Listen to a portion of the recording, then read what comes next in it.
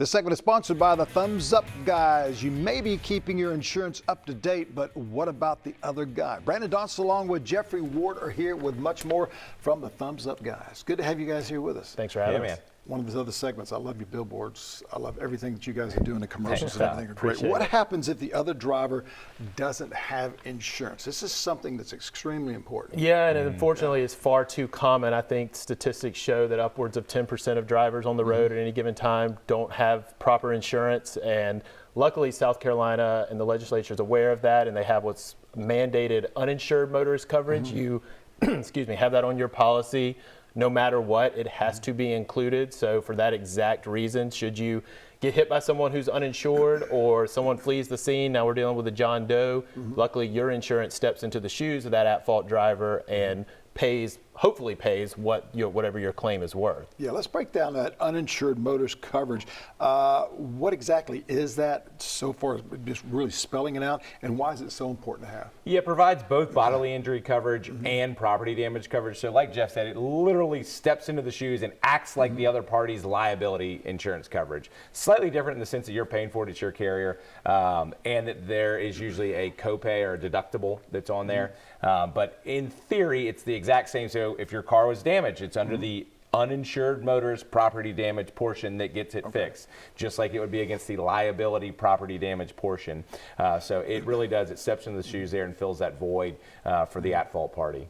One of the big questions that people that are watching may have, can someone still recover compensation in this situation? Absolutely, and I would always recommend whatever you have on your liability coverage, maximize your uninsured and underinsured up to that amount too. You're not allowed to have more uninsured, underinsured, but you can max. Say you have a $100,000, $300,000 liability policy.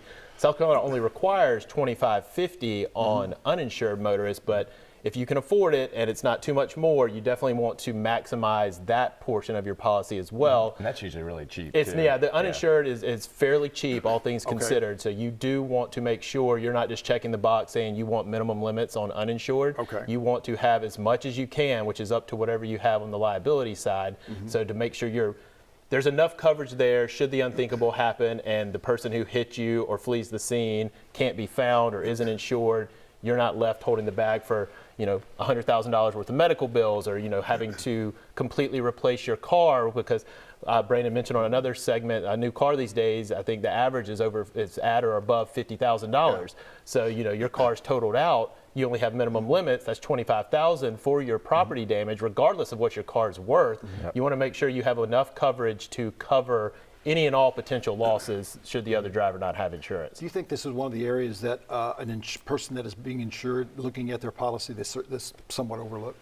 Absolutely. I think there's some really great agents out there if you have a personal agent, but nowadays so many people are just going online, shopping for the cheapest quote, and what do you do for the cheapest? You get the bare minimum, not understanding what you're actually giving up. And so, a lot of times they don't realize that for $4 or $5 more a month, they can double or triple their uninsured motorist coverage.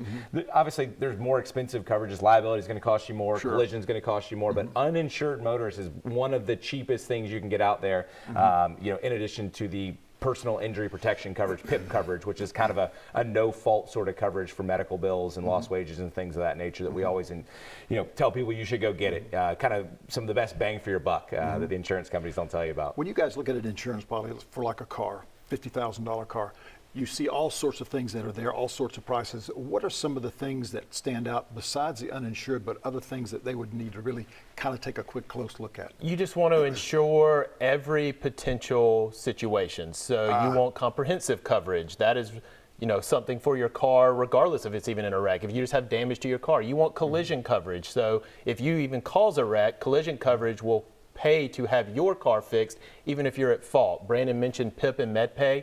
You want that for covering your medical bills. If you hit me, you're 100% at fault, but then you also had to be taken to the hospital. Your PIP or MedPay would step in and help offset some of those medical bills, regardless of fault. So. People say, we hear it all the time, oh, I have full coverage. And then we look at the policy and they have the bare minimum with none of these extra layers. And we're like, no, you have the South Carolina minimum across the board.